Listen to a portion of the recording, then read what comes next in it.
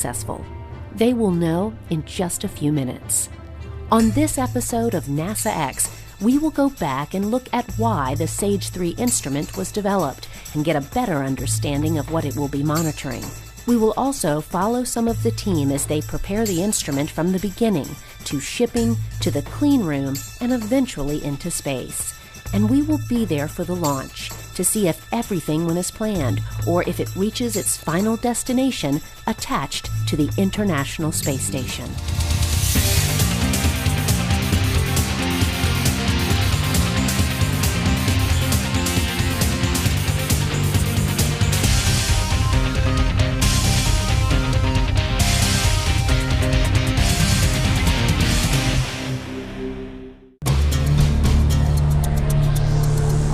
Here in this building at NASA Langley, some very important cargo is being loaded aboard this truck for a special delivery. Inside this container is the SAGE 3 instrument that has been designed to study aerosol distribution in our atmosphere and to study ozone, which is a gas found in the upper atmosphere that acts as Earth's sunscreen. This cargo's first stop is NASA Kennedy Space Center, but its ultimate destination will be 250 miles above Earth, attached to the International Space Station. More than 25 years ago, scientists realized there was a problem with Earth's protective coat of ozone. It was thinning. So NASA and the world community worked together to send instruments to space that could help us better understand what was happening in the atmosphere.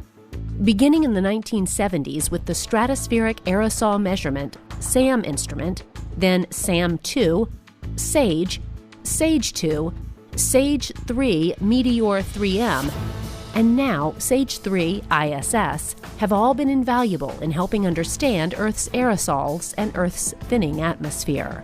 The SAGE family of instruments was pivotal in making accurate measurements of the amount of ozone loss in Earth's atmosphere, and also played a key role in measuring the onset of ozone recovery resulting from the Montreal Protocol, which was passed in 1987.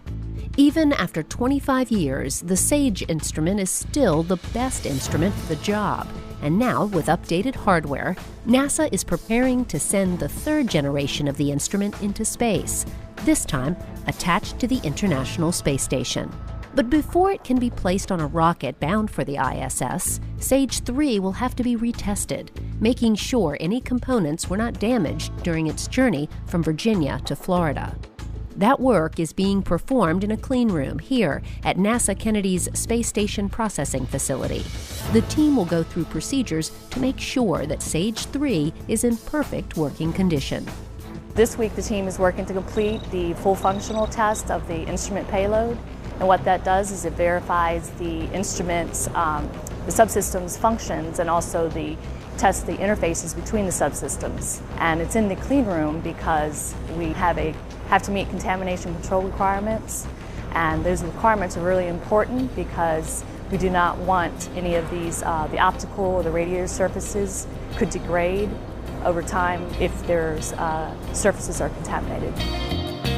To fulfill its scientific goals, SAGE 3 is equipped with a set of tools with a total mass of about 1,162 pounds. Its most important payload is the Sensor Assembly Instrument, a grating spectrometer that measures ultraviolet and visible light and has a two-axis pointing system. The Sensor Assembly Instrument contains the Charge-Coupled Device Array Detector that enhances measurement capability and may allow for new experimental data products like methane, bromine monoxide, and iodine monoxide, as well as measure larger aerosols. SAGE 3 is also fitted with the Interface Adapter Module, which is characterized as the brain of the instrument payload, the Disturbance Monitoring Package, the Hexapod Pointing System, and the Instrument Control Electronics Box, while the Hexapod Pointing System will act as the legs of the payload, keeping the instrument level in orbit. Basically, we're exercising all the parts of the payload.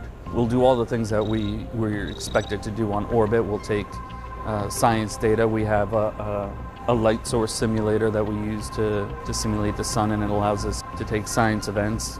We'll move the hexapod, we'll move the upper platform to different locations. We do a range of motion tests just to make sure that it can cover all the extremes of its envelope. You know, we have some redundancy, so we'll check the main side and the redundant side and make sure we can do things like upload software and run certain commands. Pretty much putting the payload through its paces. And we've done this several times along the way, and then we'll take the data and compare it to the previous tests we've run and make sure that everything is in line, all the data is consistent, and we're getting the results that we expect. When final power testing was completed, the instrument payload and the Nadir viewing platform were handed over to SpaceX for installation into the Dragon trunk of the Falcon 9 rocket, leaving the SAGE 3 team waiting for a launch. Even with SAGE 3 in the hands of SpaceX, the team continued to go through scenarios preparing for an eventual home on board the ISS. When we first get mounted to the space station, we actually will be running out of here 24/7 for approximately the first 2 weeks as we power on each subsystem. We've got 5 subsystems, so we power each one up about once a day just to make sure it powers up correctly, check the status of it. And then we'll be doing calibrations, make sure the CCD, which is kind of a fancy digital camera, the main part of the instrument, is calibrated correctly, it points correctly. So we'll be doing that all out of here about 24/7 with a crew of about 8 of us. And then once we finish the commissioning phase, then we'll go more into the routine operations where on a daily basis we'll have someone come in here, they'll check the health and status of the payload, send the commands up that we need to make sure it's executing correctly. And then we'll be based in another building here at Langley. We'll be down at Kennedy. I'm very excited, so I'm going to have our whole mission ops team down there, and we'll watch it launch, and then we'll hightail it back here very quickly.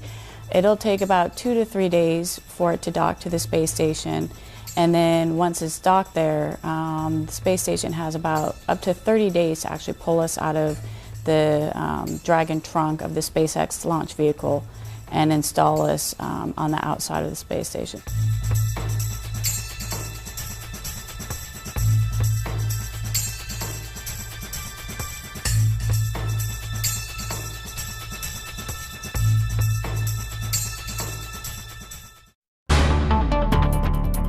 After arrival at the ISS, SAGE 3 will be robotically mounted externally on the station without the need for astronauts to perform a spacewalk.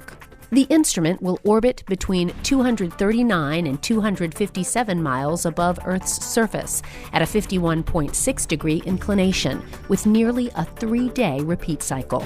This is important because the station's orbit is expected to help maximize the scientific value of SAGE 3 observations. The main scientific objective of the SAGE 3 mission will be obtaining high-quality global measurements of key components of Earth's atmosphere. In particular, the instrument will assess the state of recovery in the distribution of ozone and will re-establish the aerosol measurements needed by both climate and ozone models. The view from the space station will give researchers a new perspective of atmospheric composition and will allow scientists to monitor the health of the ozone layer and track recovery of stratospheric ozone since ratification of the Montreal Protocol. Researchers are hopeful that if the predicted models are true, that by the mid-2020s, ozone will have recovered about half of the amount lost from the pre-1980 levels. Other than ozone, SAGE 3 will also help to reinstitute aerosol measurements, crucial for more accurate long-term climate and ozone models. Ozone's really easy to explain because it's a chemical. Aerosols are different in many ways. The clouds are aerosols, dust is an aerosol. Volcanic eruption produces ash that's an aerosol, but it also puts gases that convert to sulfuric acid. Aerosols are anything but predictable. So what you measure when you look at aerosols depends upon how you look at them. If you do it with a LiDAR system, you measure one parameter. We use occultation. We also use limb scatter. It's 2 different ways, and those 2 things combined allow us to look at composition a little bit, phase a little bit,